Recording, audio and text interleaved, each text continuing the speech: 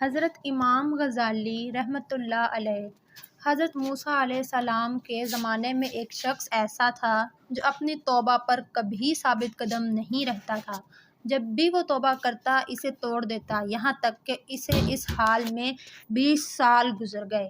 اللہ تعالیٰ نے حضرت موسیٰ علیہ السلام کی طرف وحی کی، میرے اس بندے سے کہہ دو میں تجھ سخت ناراض ہوں۔ جب حضرت موسیٰ علیہ السلام نے اس آدمی کو اللہ کا پیغام دیا تو وہ بہت غمگین ہوا اور جنگلوں کی طرف نکل گیا۔ وہاں جا کر بارگاہ رب العزت میں عرض کیا، رب ذوالجلال، تیری رحمت کم ہو گئی یا میرے گناہوں نے تجھے دکھ دیا؟ تیری بخشش کے خزانے ختم ہو گئے یا بندوں پر تیری نگاہ کرم نہیں رہی؟ تیرے افودا گزر سے کون سا گناہ بڑا ہے؟ تو کریم ہے، میں بخیل ہوں، کیا میرا بخل تیرے کرم پر غالب آ گیا ہے؟